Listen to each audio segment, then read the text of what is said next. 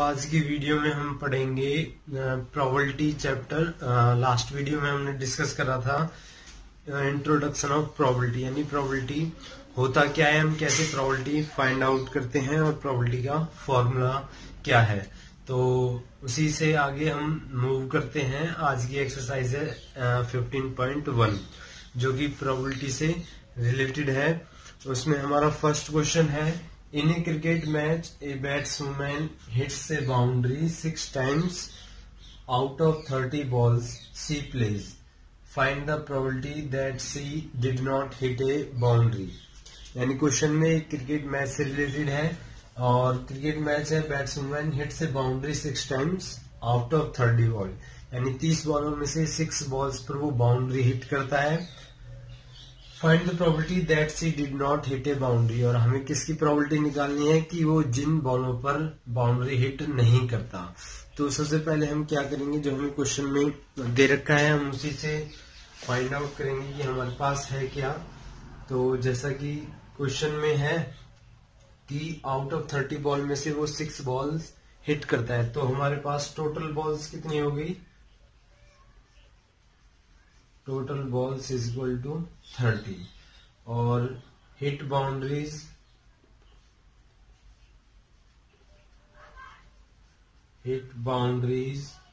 तो 6 times hit करते हैं, यानी 30 में से वो 6 बॉले हिट करता है।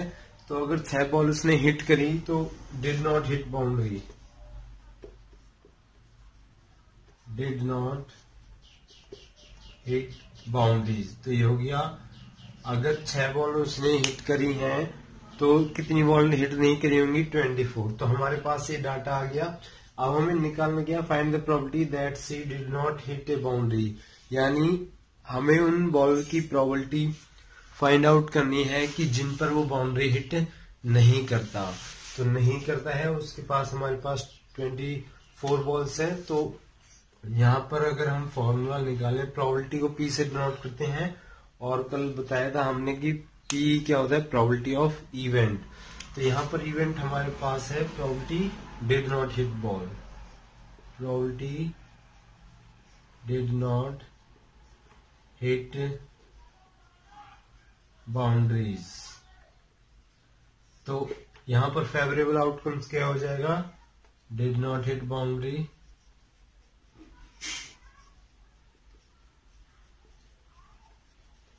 did not hit boundaries upon total number of balls.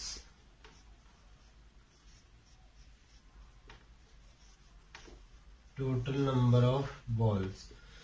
तो यहाँ पर प्रोबेबिलिटी आ जाएगा, डिड नॉट कितनी बॉल हिट नहीं करी, उसने करी है 24 जो हिट नहीं करी, और अपॉन में टोटल बॉल हमारे पास है 30, तो हमारे पास हो गया 24/30।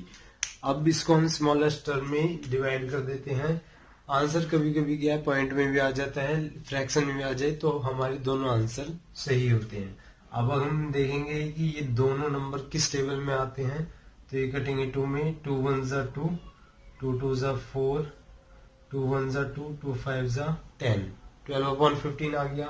अब ये कटेंगे 3 से, 3 4 12 और 3 5 15। तो यहाँ पर प्रोबेबिलिटी आ गई 4/5। तो ये हमारा फर्स्ट क्वेश्चन था कि अगर हम प्रोबेबिलिटी फाइंड आउट करें तो कैसे कर सकते हैं। हमें क्वेश्चन का डाटा होना चाहिए, फिर हमें देखना है कि क्या हम फाइंड आउट कर रखा है, टोटल क्या दे रखा है।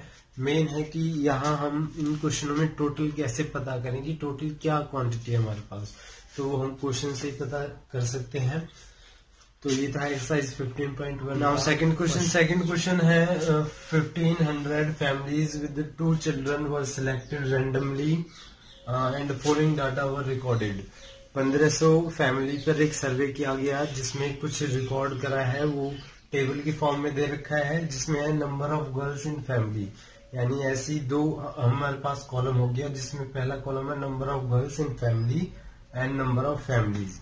यानी ऊपर तो हमें दिया होगा कि फैमिली ऐसी कितनी है जिनमें गर्ल्स हैं, और वो हम उसका डाटा हमें दे रखा है। तो अगर जिन फैमिली में 2 गर्ल हैं, ऐसी फैमिली हमारे पास 475। ऐसी फैमिली जिसमें 1 गर्ल है, ओनली 1 गर्ल चाइल्ड, तो 814। जीरो, यहाँ पर जीरो का मतलब है ऐसी फैमिली जिनमें एक भी लड़की नहीं है, तो वो है 211। तो हमें इसका क्या निकालना है, प्रोबेबिलिटी निकालना है। अब प्रोबेबिलिटी हमें रैंडमली निकालनी है कि ईच केस में, यानी इस केस में प्रोबेबिलिटी क्या होगी, इस केस में क्या होगी और लास्ट केस में क्या होगी। यानी अगर हम पहले देखें प्रोबेबिलिटी ऑफ टू गर्ल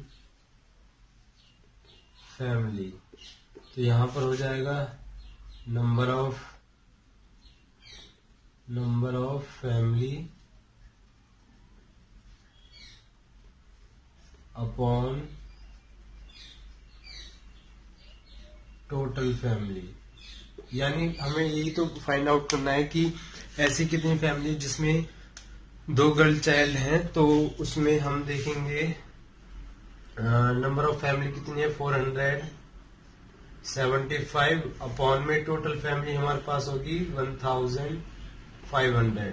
अब हम यहाँ से डिवाइड करेंगे, 5 9 45, 7 - 5 2, 5 5 25, 5 3 15, 300 हो गया। देन अगेन 5 से डिवाइड हो जाएगा, 5 1 5, 5 9 45, 5 6 30 और 5 0 0। तो यहाँ पर जो आंसर आ गया है वो है 19/60। यानी ऐसी फैमिली जिनमें 2 गर्ल चाइल्ड है तो उनकी प्रोबेबिलिटी निकल गई 19/60। तो ऐसे ही हम दूसरा पार्ट निकाल सकते हैं, probability of one girl family. तो उसमें क्या हो जाएगा, नंबर ऑफ